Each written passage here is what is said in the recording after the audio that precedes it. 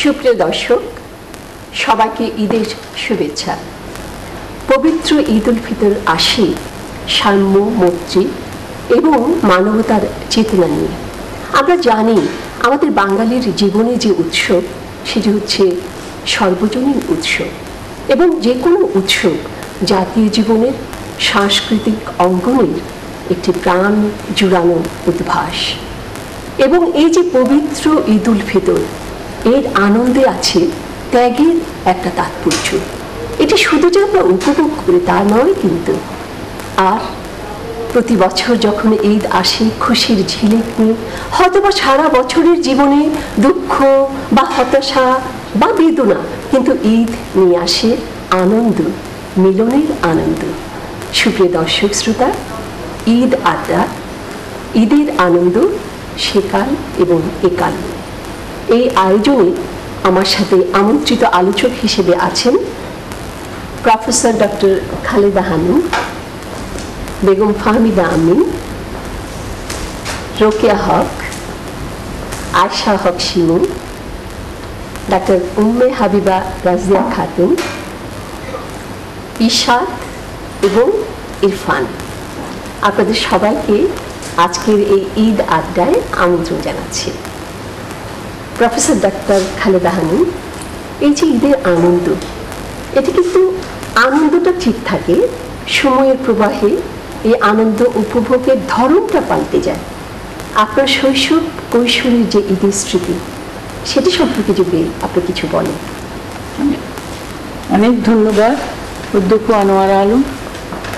প্রকৃতপক্ষে আমার কাছে ঈদ মানেই কিন্তু আমার শৈশবেরই, কৈশোরেরই, বর্তমানে বা আমার তারুণ্যের জীবনের যে ঈদ, সেটার চেয়েও আমার শৈশব, আমার কৈশোরের ঈদগুলোকে আমাকে এখনো প্রেরণা যোগায়। আমার শৈশব বলতে একেবারে 5 বছরের শৈশবের কথা আমি মনে করতে পারি। আব্বার তো বদলির চাকরি, উনি ডাক বিভাগের ঊর্ধ্বতন কর্মকর্তা ছিলেন। সুতরাং আমার প্রথম ঈদটা কেটেছে আম্মার সঙ্গে মাদারীপুর। স্কুলে মাত্র ভর্তি হয়েছে শিশু শ্রেণীতে। সেখানে মাদারীপুরের নদীকে বলে গাঙে গোসল করে এসে মা কাপড় পরিয়ে দিতেন, তারপরে খুশবু মাখিয়ে দিতেন, মিয়া ভাইয়ের সঙ্গে মানে সজ্জিত হতাম। তারপরে সেখানে তো আত্মীয় স্বজন বেশি ছিল না, আব্বার সহকর্মী এদের সঙ্গে খেয়ে ওদের সঙ্গেই কিন্তু আমি ঈদের জামাতে যেতাম। সে আমার একটা পরিপূর্ণ আনন্দ। এখনো সে কথা, আব্বার কথা, মেয়ে ভাইয়ের কথা আমার বেশি মনে পড়ে। তারপরে ফিরে এসে, জামাত থেকে ফিরে এসে মার তৈরি খাবার, জর্দা, ফিরনি, পোলাও, এগুলির যে আস্বাদ, এগুলির যে খুশবু এখনো আমি অনুভব করি। আপনাকে যে সেকেলের ঈদ, আপনার কাছ থেকে দুটো জিনিস পেলাম। সেটি হচ্ছে একটা আনন্দ, সেটি হচ্ছে প্রকৃতির একটা আনন্দ, আরেকটি হচ্ছে মায়ের হাতের বানানো সেমাই ফিরনি। ইশাদ, তুমি তো এই প্রজন্মের একজন, তুমি কি মনে করছো তোমাদের একালের ঈদটা, এই যে সেকালের ঈদের একটা কথা শুনি, তোমরা কিভাবে উপভোগ করো এই সময়টায়? আসলে এখন প্রজন্ম দুই ধরনের। আমাদের সময় এক সময় ছিল, এখন আমাদের সময় অন্যরকম। আমরা আমাদের ঈদটা উপভোগ করতে পছন্দ করি, আমরা আমাদের ফ্রেন্ডদের সাথে বাইরে যেতে পছন্দ করি, আড্ডা দিতে পছন্দ করি, লং ড্রাইভে যেতে পছন্দ করি, এই বিভিন্ন রেস্টুরেন্টে, ভালো ভালো রেস্টুরেন্টে খেতে পছন্দ করি। সমস্ত এই ফ্রেন্ড সার্কেলের সাথে থেকে যে ঈদটা আমরা উদযাপন করি, সেটাই আমাদের কাছে আসলে ঈদের প্রথম দিন আমরা আনন্দের মনে করি। হ্যাঁ, আমরা পরিবারের সাথে ঈদের দ্বিতীয় দিন আত্মীয় স্বজনদের বাসায় যাই এবং তাদের সালাম করি, তাদের সাথে দেখা সাক্ষাৎ করি, মুরব্বীদের সাথেও দেখা সাক্ষাৎ করি। মোট কথা আমাদের ঈদটা এভাবেই কাটে। আর তোমাদের যে এই যে ঈদ ভাবনার মধ্যে একটা বহির্মুখী ভাবনা কিন্তু থেকেই যায়, তাই না? এই যে তুমি বললে পরের দিন যাচ্ছ বেড়াতে, আমি কিন্তু খেয়াল করি আজকালকার প্রজন্মরা যখন ঈদের দিন বেড়াতে আসে বা সালাম করতে আসে, সে সময় খাবার টেবিলের প্রতি ততটা মনোযোগ কিন্তু থাকে না। মনোযোগ কিন্তু থাকে, স্বীকার করবেই, যে ঈদিটা কত হতে পারে। ডাক্তার উম্মে হাবিবা, আপনি কি বলবেন আপনার সময় কি ঈদিটার প্রচলনটা ছিল? ঈদিটা সম্ভবত অনেক ছোটবেলা থেকেই, আমার আগে থেকেই প্রচলন ছিল। তবে ঈদের আনন্দটা তখন ছিল কতটা পাচ্ছি তার উপরে না, পাচ্ছি সেটাই। আর আগে ঈদের পরিমাণটা মানে অ্যামাউন্ট যেটা ওটা ছিল কম, 5 টাকা 10 টাকার কড়কড়ে নোটগুলো ছিল, খুব স্নেহভাজন যারা 50 থেকে 100 টাকা দিতেন, ওটা পেয়ে মনে হতো অনেক কিছু পেলাম, অনেক কিছু পাওয়া, কিছু এই যে তৃপ্তি। হ্যাঁ। ইরফান, তুমি কি মনে করো, তুমি এই যে ঈদিটা পাও, তোমাকে এই যে বললেন ডাক্তার উম্মে হাবিবা যে পাওয়াটার চাইতো যে জিনিসটা দিচ্ছে সেটাতে কিন্তু একটা আনন্দ, তোমার কি মনে হয়? হ্যাঁ, অবশ্যই এর আনন্দটা অন্য ধরনের। আসলে যত বড় হচ্ছে ততই আসলে সব জায়গা থেকে এই ঈদের পরিমাণটা কমে যাচ্ছে। আর তাছাড়া আমরা বড় হতে হতে দেখা যাচ্ছে ঈদের পরিমাণটাও কমছে, আমাদের ঈদের আনন্দটাও কমে যাচ্ছে। আর কমে যাওয়ার কথাটা কেন আসছে বলো তো? জি, কমে যাচ্ছে, ঈদের আনন্দ কমে যাচ্ছে, এটা কমে যাওয়ার কারণ আনন্দ নাকি? কমে যাচ্ছে।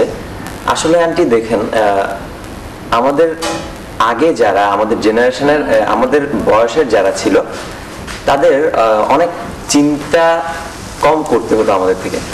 যত সময় যাচ্ছে ততই আমাদের বয়সের ছেলেদের অথবা আমাদের চেয়েও কম বয়সের ছেলেদের বিভিন্ন ধরনের চিন্তা, যেমন পড়ালেখার চিন্তা, এরপরে নিজের ভবিষ্যৎ জীবনের চিন্তা, সব ধরনের চিন্তা একসাথে আঁকড়ে ধরছে চারিদিক থেকে। মনে হয় এই সময়ের প্রবাহে 21 শতকের যন্ত্র সভ্যতার একটা যন্ত্রণা তোমাদের ভেতরে কাজ করছে, সে কারণে তোমরা আনন্দটাকে ঠিক সেভাবে উপভোগ করতে পারছো না। যেটি বলছিলেন প্রফেসর ডক্টর খালেদা হানুম, আয়েশা হক শিমু, আবৃত্তি শিল্পী আপনি।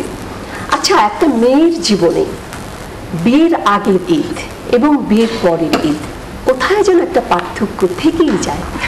কখনো বা দুটোর মধ্যে পার্থক্য করতে গেলে কারো আনন্দের হয় বা পরেরটা বেশি আনন্দের হয়। আর তোমার কি মনে হয়?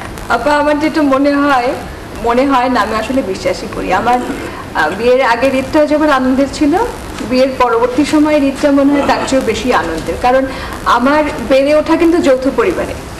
আমার পরিবারে দাদি, ফুপু, দুজন দাদা ছিলেন না, চাচা চাচি, এই ভাই বোনদের সঙ্গে বেড়ে ওঠা, তাদের সঙ্গে ঘোরা বেড়া, সমস্ত কিছু তাদের সঙ্গে শেয়ারিংটা।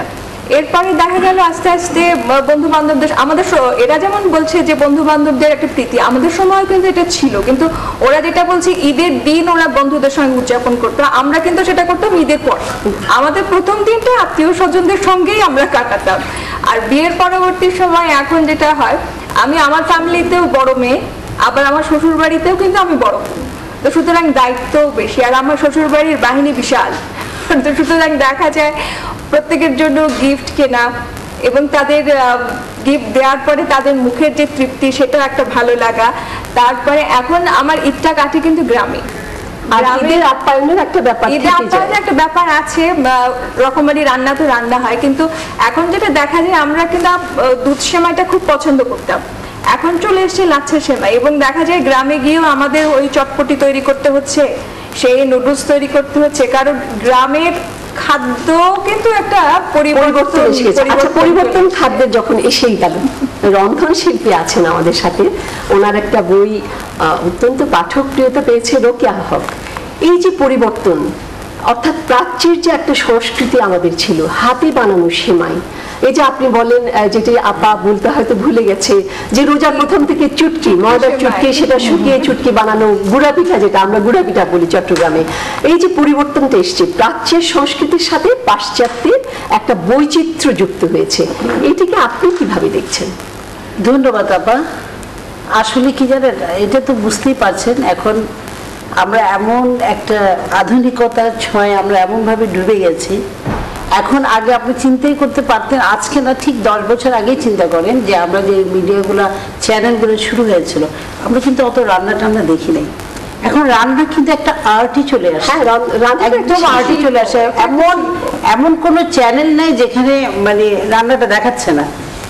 ইভেন আমরা আগে কিন্তু আমাদের থেকে একটু আমাদের লোকালগুলো ছাড়া বাইরের দিকেও কিন্তু ইদানিং আরো বেশি এটার উপরে জোর দেওয়া হচ্ছে। তো যেটা বলতে চাচ্ছিলেন আদি, আসলে আদির ঘ্রাণটা আমি এখনো পাই, যেটা আমি জানি না সবার ঘরে করে কিনা, তবে আমার বাসায় ঈদের দিন আপনার আদি জিনিসগুলো পাবেন। এই যেমন ধরেন, আমি এখনো কেউ যদি অবসর থাকে, আমার মা যেমন একটু বার্ধক্য, যখন নামাজ কালামের পরে বসে ওরা, আজকাল জানেন মহিলারা সবাই টিভির সামনে সময়টা কাটায় পরে দিয়ে, আর কেন সুটকি বানাও না আতত ল সুটকি ভিডিও বানাও, তার মানে হচ্ছে আমরা এই বছরে আপনার এই রোজা ঢুকছে কম্পিটিশন হতো আমাদের ইয়াংদের মধ্যে। আপা আমার এখনো মনে আছে আমাদের পাশাপাশি আমরা কয়েকটা একই মাথা তুলেছিলাম 10-12 বছরে। ওর ইতিহাসে হতো কতাক্ষিন বানাইস, কতাক্ষিন গুলা কেমনি হিসাব করতাম আপনি জানেন? তখনকার আপা বলতে পারবেন, ওই যে আমরা একটা পাইয়া ছিল যেটাকে এটার সুন্দর একটা নাম আছে চট্টগ্রাম ভাষায়, আমি নামটা ভুলে গেলাম, বেতের বেতের, ওটা দিয়ে মাপা হতো আমরা মেপে কে। এটা নিয়ে কিন্তু একটা আলাদা আনন্দ। ওখান থেকে আবার আমাদের 4 আনা পয়সা তখন আমাদের জন্য অনেক বৃহৎ ব্যাপার। 4 আনা দিয়ে তখন কিন্তু ভালো আইসক্রিম, এগুলো আইসক্রিমও পাওয়া গেছে। আমরা মানে আমাদের তখন দাদিরা মারা বলে ঠিক আছে তুই যে যত বেশি পাইবে তত বেশি তোরা টিয়া মানে পাইবে। আপনার সাথে আবারও কথা বলবো। ফাহমিদা আমিন, আপনি তো রম্য সাহিত্যিক, আপনার এই দিলে আমার কেন জানি না অনেক আগে পড়েছি আপনার একটা রম্য রচনা আমাকে এখনো আলোড়িত করে, সেটি হচ্ছে ননদেরও ননদ আছে। অর্থাৎ এই ননদেরও ননদ আছে, এখানে যে একটা সূক্ষ্ম সামাজিক সমস্যা আমাদের ভিতরে যে এক ধরনের বিচ্ছিন্নতা এসছে, এটা কিন্তু ফুটে এসছে। আপনি কেন ওইটা কোন ভাবনা থেকে লিখলেন? ওটা আমি পরে বলছি। আমি আপার কথা বলি যে আপা বলেন যে মা আর এরা বানাতেন। আমার দাদিকে দেখেছি যে ময়দা দিয়ে এরকম এরকম করে, তখন মেশিনও ছিল না, ইলেকট্রিক মেশিনও ছিল না, তখন এরকম করে কুলা ভর্তিতে নিয়ে এই সেমাই বানাতেন, লম্বা সেমাই বানাতেন। আর ও চুটকি যেটা মাপে বলে আমরা বলতাম খুঞ্চি, সে খুঞ্চি। গুঁড়ো পিঠা যেটা বানায় ওটা বানায়, সেটা আবার সেমাইয়ের মতন, সেমাইয়ের মতন। তারপরে ওরা যেটা বলছে ইদি পাওয়া, আমাদের সময় ইদি পাওয়া ছিল না। আমরা যদি একটা পয়সা পেতাম সেটাই আমাদের টুনটুনির ধন ছিল। সেইটা আমরা কিভাবে খরচ করবো তার কতই হতো। আর সবচেয়ে ঈদের চেয়ে আমাদের কিন্তু ইফতারের আনন্দটা খুব ছিল। এখনকার ছেলেমেয়েরা তাকিয়েও দেখে না, আর আমরা অপেক্ষা করতাম যে কখন ইফতারি হবে। আর আপনার সেই ননদের ননদ আছে, এই কথাটা হচ্ছে আপনি আজকাল দেখবেন, আমি বেশিরভাগই দেখছি অভিজাত পরিবারের বাইরে যে ঈদ করার একটা টেন্ডেন্সি হচ্ছে। প্রত্যেক ঈদে কেউ না কেউ কোথাও চলে যাচ্ছে, পরিকল্পনা করছে, বাইরে চলে যাচ্ছে। ব্যাংককে যাবে। আগের দিনে ছিল যে ঈদ করতে আমরা দেশে আসতাম বাপ মাকে সালাম করতে, বাপ মার গ্রামের লোকের সঙ্গে মিশতে, বা যে শহরে থাকে সে শহরে আসতো বাপ মার কাছে, বা এক জায়গায় আত্মীয়তা। আমি নিজে 100 জনের রান্না দুপুরবেলা করে খাওয়াতাম, কারণ আমিও একটা যৌথ পরিবারের বড় বৌমা। এখন দেখছি একে ফোন করি কোথায় যাচ্ছ, ব্যাংককে যাচ্ছি, ওকে ফোন করি কোথায় যাচ্ছ, সিঙ্গাপুরে যাচ্ছি, ওকে অস্ট্রেলিয়া চলে যাচ্ছে। কাজে ঈদ করতে আমরা এখন চলে যাচ্ছি। তো ননদের ননদ আছে, ননদ ঠিক করলো যে সে থাকবেই না, সে ভাইয়ের বাড়িতে চলে যাবে। আর ভাইয়ের বাড়ি যখন গেছে তখন যে দেখো যে এত বড় একটা তালা, কি ব্যাপার, সে আসছে শুনে তো ভাইয়ের বাবু, এই যে সামাজিকতার একটা ব্যাপার, এই যে তাই ফ্যামিলির যে সম্পর্কটা, এই সম্পর্ক পারিবারিক বন্ধনটা, পারিবারিক বন্ধন, ওইটাই আমি বুঝাতে চেয়েছি। আমি একটা জিনিস আচ্ছা ওমর হাবিবা, আপনি বলবেন আপনার কথার সাথে আমার একটু জানতে ইচ্ছে করে। আপনি পেশায় চিকিৎসক, আমরা জানি যে চিকিৎসা পেশাটা এমন একটা ব্যাপার যে কোনো সময় রুগী ডাকলে, রুগী সিরিয়াস হলে আপনাকে যেতেই হবে। এখন আপনি পরিবারের একজন ব্যবস্থাপক, একজন মা, এমন যে কখনো হয়েছে যে ঈদের দিন আপনি অতিথি আপ্যায়নে ব্যস্ত কিন্তু রুগী একজন সিরিয়াস যে আপনাকে বাসায় যেতে হবে, ওই বাসায়, তখন কেমন এই জিনিসটুকু আনন্দকে কতটুকু ব্যাহত করেছে? আপনার এই প্রশ্ন উত্তরটা দেওয়ার আগে আমি একটা কথা বলতে চাই, সেটা হচ্ছে যে আমি যখন ছাত্র জীবন ছিলাম, মেডিকেল কলেজ জগবাজার মেডিকেলে যখন ছিলাম, ছাত্র অবস্থায় আমাদের ঈদের ছুটিটা আমরা পেতাম। তখনও পর্যন্ত আমরা ঈদটা ঈদ হিসেবে দেখেছি। প্রথম যখন ইন্টার্নশিপে গেলাম আমার গাইনি ওয়ার্ডের প্লেসমেন্ট, তখন প্রথম একটা ঈদ, কোরবানের ঈদ, তখন আমাকে যেটা হাসপাতালে করতে হয়েছে। প্রথম ঈদটা, তখন আমার রিয়েলাইজেশন হলো প্রথম যে আমি এমন একটা জীবনে প্রবেশ করলাম যে জীবনে ঈদটা পরিবারকে যেমন দিতে হবে তেমনি একটা কর্তব্যবোধ তৈরি হয়ে গেল। আমার আব্বা আম্মা অবাক হয়ে গেল যে আমার মেয়ে এখন ঈদ করতে পারছে না, হাসপাতালে থাকবে, সবাই একটু মোটামুটি একটা ধাক্কার মতো, যেটা আমার জীবনের প্রথম ফিলটা হলো। এই কথাটা এই কারণে অ্যাড করলাম যে আপনি যেটা বললেন যে ঈদের দিন একটা এমার্জেন্সি কল আসলো বা হাসপাতালে একটা রোগী খারাপ হয়ে গেল, তাকে অ্যাটেন্ড করতে হবে। আবার এটা মনে হয় যে ঈদের আনন্দের মধ্যে এটাও একটা অংশ হয়ে গেছে যে আমার পরিবারের সবাইকে তো ম্যানেজ করা আছে, ওনারা জানে সবকিছু, সেট রান্না বান্না করা আছে, গিফট করা হয়ে গেছে সবকিছু, কিন্তু ওই যে পেশেন্টটা অসুস্থ হয়ে গেল তার কাছে ওই মুহূর্তে উপরে আল্লাহ নিচে একজন চিকিৎসা আপনি বড় করে দেখছেন। আমরা অনুষ্ঠানটার আড্ডার আমেজটাতে একটু অন্যরকম একটু আমেজ নিয়ে আসি। ডক্টর খালেদা হানুম, আমি জানি, ব্যক্তিগতভাবেই জানি, সেই কালে হলেও আপনি পছন্দের মানুষের সাথে ঘর করছেন। এই যে প্রিয়জনের সাথে ঈদ করা এবং এই ঈদের আনন্দটুকু আপনার কেমন লেগেছিল? অনেক ধন্যবাদ অধ্যক্ষ আনোয়ার আলম।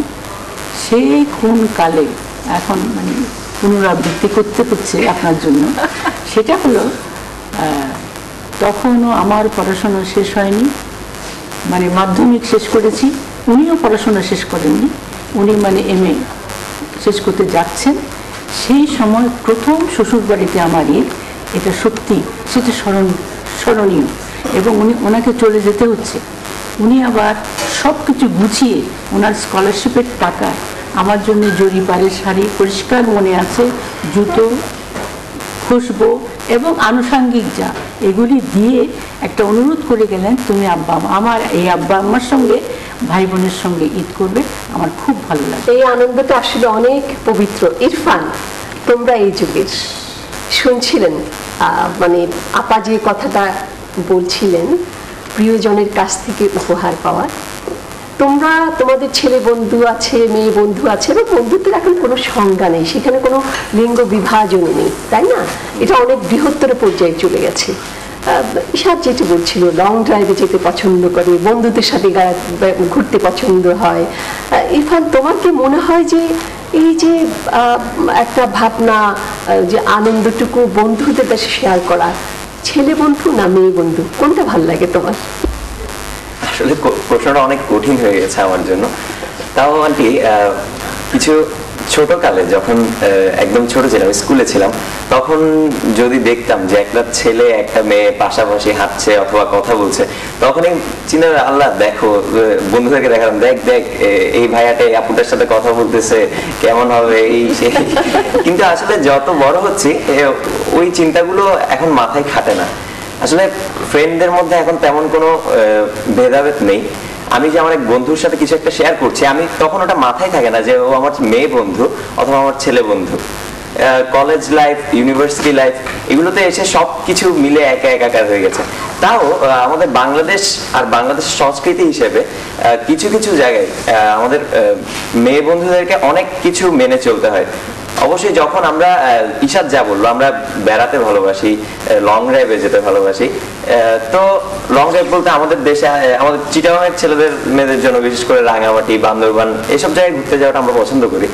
তখন অনেক বাধা আসে মেয়েদের ক্ষেত্রে, তো এসব সবকিছু মেনটেন করে চলতে হয় মেয়েদেরকে। তখন কিছুটা মনে হয় যে না, ওরা মেয়ে, তখন এইসব কথা চিন্তা করলে, সবকিছু চিন্তা করলে, আমাদের বাংলাদেশের সংস্কৃতির কথা চিন্তা করলে তখন চিন্তা করতে হয় যে আমাদের মেয়ে, ওরা মেয়ে ফ্রেন্ড। আর তাছাড়া শেয়ারিং এর ক্ষেত্রে কোনো বাধা নেই, আমরা অনেক মজা করি সবাই মিলে একসাথে, কখনো এটা ফিল হয় না যে এটা মেয়ে। তোমাদের বয়সটাই আনন্দের। তবে যে জিনিসটি তুমি খুব চমৎকার ভাবে বলেছো, সেটি হচ্ছে ঈদের আনন্দের মধ্যে একটা ভাবনা চলে এসছে, যেই ভাবনার কারণে ঈদের আনন্দটাকে ঠিক তেমনটি উপভোগ করতে পারছো না, যেটি হয়তো প্রফেসর ডক্টর খালেদা হানুম বা ফাহমিদা আমিন ওনারা অনুভব করতে পেরেছেন। সাজসজ্জা নিয়ে যদি বলি, ঈশা তোমাকেই বলি, কয়টা কাপড় কেনা হয়েছে? আমার অনেক কাপড়ই নেওয়া হয়েছে, আব্বু আম্মু দিয়েছে, তাছাড়া আমার চাচিরা দিয়েছে, খালারা দিয়েছে, মামারা দিয়েছে, মোটামুটি অনেক গিফটের কাপড় মিলে আমার অনেকগুলো কাপড়ই হয়ে গিয়েছে। অনেক গিফটের কাপড় চলে এসছে। আপনার তো মনে পড়ে যে প্রথম যখন উপহার পেলেন বা তখন যখন পেতাম, আমারও মনে আছে যে একটা কাপড়কে আমরা ছুঁয়ে ছুঁয়ে যত্ন করে রেখে দিতাম ঈদের জন্য। হ্যাঁ, বা একটা মজার জিনিস কাজ করতো, সেটা হচ্ছে যে হঠাৎ করে ট্রেন্ড হয়েছে যে রেডিমেড কাপড় কেনা। কিন্তু আমরা যখন খুব ছোট ছিলাম স্কুল লাইফে, তখন কিন্তু মাই কাপড়টা বানিয়ে দিতেন।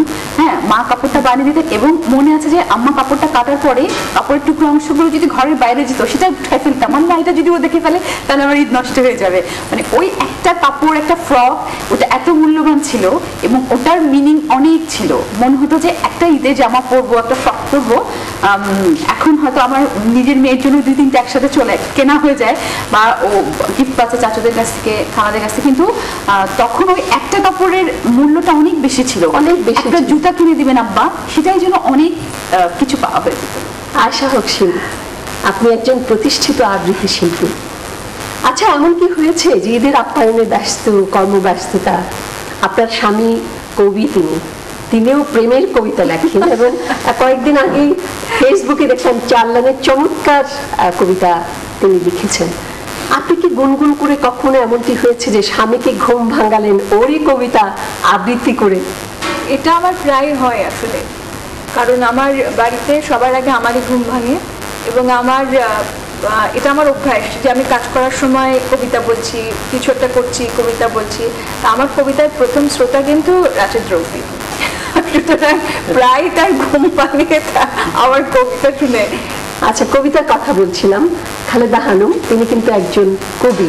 আপনার 4 লাইন কবিতা যদি আমরা শুনি। অনেক ধন্যবাদ। 4 লাইনে তো হবে না, একটু যতটুকু পারি আমি বলছি। খুশির ঝর্ণা ধারায় অবগাহন করে অবশেষে প্রার্থিত ঈদে আনন্দের আতরের খুশবু মেখে দেখা দিল। সুখের সওগাত নিয়ে শাওয়ালের চাঁদ সকল বিভেদ ভোলার তাগিদ জানাল। তখন সাধন শেষে কাছে এলো এক ফালি বাঁকা চাঁদ। মায়ের সোনার কাফন পরা হাতের ডাকে সাড়া দিল ছোট্ট কুকিটি। রামধনু রঙের শাড়ি পরে মাকে জড়িয়ে ধরে চাঁদ নিয়ে লুকোচুরি খেলা, সে তো অনন্তকালের বিনোদন। সে আমার শৈশব, মায়ের সঙ্গে ঈদ আনন্দ ভাগাভাগি করার গৌরব। কত কথা, কত ব্যথা, তবু ফুরায় না সে আহ্বান। বারবার কাছে ডাকে, সে ডাকে হয় না অবশ্য। রোকেয়া হক, সাজসজ্জা, এটি আমাদের সবারই, যে ইশাদ বলছিল তার ইতিমধ্যে 5-6টা হয়ে গেছে। আচ্ছা, ঈদের সাজটা নিয়ে বিউটি পার্লার গুলো এখন বেশ রমরমা, ফ্যাশন জগৎ। না, এখন তো আপনার সাজের একদম প্রকারভেদ পুরো বদলে গেছে। আগে আমরা মেয়েরা সাজ নিয়ে খুব ব্যস্ত থাকতাম, এখন কিন্তু আমরা ছেলে এবং মেয়েদেরকে আমরা সমান সমান নাম্বার দিই। ইরফান অলরেডি আমাকে বুকিং দিয়েছে, মানে মেয়ে ছেলেদের ভালো পার্লার কোথায় ফেসিয়াল করানো হয়। আসলে আপা আমি একটা জিনিস এখনো লালন করি, সেটা হচ্ছে আমাদের ছোটবেলার দিকটা সাজগোজের। গোসল যখন আমরা করে আসতাম সুন্দর করে, ওয়েলকাম পাউডার পুরা গা ভর্তি বা লাগে, সাদা হয়ে যেত পুরা চেহারা, যাই হোক। এরপরে আপনার সুরমাদানি আমি এখনো রেখেছি, আমার খুব পছন্দ, আমার এখন খুব আমি মানে ফিল করি এটা। এখন আমাদের বাচ্চারা সুরমা চিনে না, জিজ্ঞেস করেন কাজল লাগায়, সুরমা লাগাইতো। আমার দাদা সুরমা লাগাতেন, আমার বাবা সুরমা লাগাতেন, আমরা সুরমা লাগাতাম। আমার মা বেচারা সেই ইন্ডিয়ান ছাপা শাড়িগুলো যদি ঈদে পাইতেন, ওগুলো পরেও সুরমা লাগাতেন। এই সুরমার এই জিনিসটা একেবারে বিলীন হয়ে যাচ্ছে। আরেকটা হচ্ছে এখন ওরা পারফিউম লাগায়, অনেক নামি দামি পারফিউম ওরা চিনে। আমরা তখন আপা পারফিউম চিনতাম না, আমাদেরকে কিন্তু সুন্দর আতর লাগানো। এই যে আতর, সুরমা, আসলে আমি মনে করি যে আমাদের নতুন প্রজন্মরা শোনা উচিত যে আমাদের কিছু জিনিস আছে এখনো, এই জিনিসগুলো আমাদের আসা উচিত, এগুলো আমাদের সংস্কৃতিতে আসা উচিত। তারাও শিখুক, চিনুক, জানুক। সুরমা লাগালেই কিন্তু খারাপ লাগে না, ওটা আরো ব্রাউন, একটু ব্রাউনিশ দেখতে আরো ভালো লাগে। আমার যেটা মনে হবে এই কাজটা কিন্তু আমাদেরকেই করতে হবে, কারণ আমাদের সন্তানরা চেনে না কেন, আমরা চেনাতে পারছি না সেখানে। সুতরাং এই ট্রেডিশনটা আমরাই যদি চালু করি, আমার আরেকটা কথা অবশ্যই কিন্তু এর সঙ্গে সম্পৃক্ত হবে। এটা কিন্তু আরেকটা জিনিস কিন্তু চমৎকার ভাবে চুটকি বলেন, মজা দিতে পারেন। আপনার কি কোনো আছে তেমন কোনো স্মৃতি আছে? আমি আমাদের সব কথাগুলোই বলবো যে ওরা বন্ধুদের নিয়ে ঘুরতে বেড়াতে চায়, লং ড্রাইভের সামনে যেতে চায়, আর আমাদের সময় আমাদের অভিভাবকরা বন্ধু নামটাই শুনতে পারতেন না, তারা মনে করতেন বন্ধু মানেই অসচ্ছল। কাজী কারো বন্ধু আছে শুনলে তাদের মাথা গরম হয়ে যেত, আর বেড়াতে যাওয়া তো দূরের কথা। কিন্তু সাজসজ্জা বলো না, ইচ্ছেটা কি মনের ভিতরে থাকতো যে হ্যাঁ, ইচ্ছাটা তো অতটা কিন্তু তখন গড়ে ওঠেনি ইচ্ছাটা। আপনারা দেখেছেন কিন্তু আপনারা লুকিয়ে কথা বলতে না পারেন না, আমাদের এটা ঠিক গড়ে ওঠেনি, ওটা পরে আস্তে আস্তে আসলে এখন আপা ওরকম একটা কিছু আমাদেরকে বলেন। আচ্ছা, আর আমরা প্রায় অনুষ্ঠানের শেষ দিকে চলে এসেছি। ওরা যে আনন্দে আড্ডাতে অনেক কিছুই চলে আসে। কাপড় চোপড় যে 8-10টা পায়, আমরা দেখলাম আমাদের কোনটা ছিঁড়েছে সেটার বদলে আরেকটা আমরা বালিশের নিচে আপা রেখে দিতেন কাপড়, জুতো একটা কিনে দিতে এমন যেটা 3 বছরে ছিঁড়তো না, কাজে ঘষে ঘষে ছিঁড়তাম। আড্ডাটা জমলে অনেকক্ষণ সময় লাগে। এইগুলো আমাদের আর সুরমার কথা যে বলছে, সুরমা এখন ভেজাল দিয়ে দেখা যাবে। না না, আপনাদের সবাইকে অনেক অনেক শুভেচ্ছা। আমরা শেষ করতে হচ্ছে, যদিও বেশ জমে উঠেছিল আড্ডাটা, তবে আমরা শেষ করব রবি ঠাকুরের একটা গান দিয়ে, সমবেত কণ্ঠে। তার আগে আমি দর্শকদের কাছ থেকে বিদায় নিয়ে নিই। সুপ্রিয় দর্শক, আমরা এতক্ষণ শুনছিলাম ঈদের আনন্দ, সেকাল এবং একাল। আনন্দটা বেশ জমেই উঠেছিল। তবে হ্যাঁ, আমরা আসুন ঈদের মাঝে যে পবিত্রতা আছে, ত্যাগের যে মাধুর্য আছে, সেটিকেই আমরা মনে প্রাণে ধারণ করে লালন করে সবার জন্য মিলনের আনন্দ হয়ে উঠুক। আমাদের পারিবারিক জীবন, সামাজিক জীবন, জাতীয় জীবন ঈদের অনাবিল আনন্দে ভরে উঠুক। আমরা শেষ করব সমবেত কণ্ঠে, যারা অংশগ্রহণ করেছেন তাদের কণ্ঠের গান দিয়ে। শুরু করো শিমু। কোথাও আমার হারিয়ে যাবার নেই মানা, মনে মনে দিলে গানের সুরে জানা, মনে মনে কোথাও আমার হারিয়ে যাবার নেই মানা, মনে মনে দিলে গানের সুরে জানা, মনে মনে পাতারের মাথায় বেরোই রূপকথা, পথ ভুলে যাই জুড়বার সেই চুপ কথা, পান্তারের মাথায় বেরোই রূপকথা, পথ ভুলে যাই জুড়বার সেই চুপ কথা, পাগল নদীর চম্পায় মোর হয় জানা, মনে মনে পাগল বনের চম্পারে মোর হয় জানা, মনে মনে কোথাও আমার হারিয়ে যাওয়ার নেই মানা, মনে মনে মেরে দিলেন গানের সুরের এই গানা, মনে মনে কোথাও আমার হারিয়ে যাওয়ার নেই মানা, মনে মনে মেরে দিলেন গানের সুরে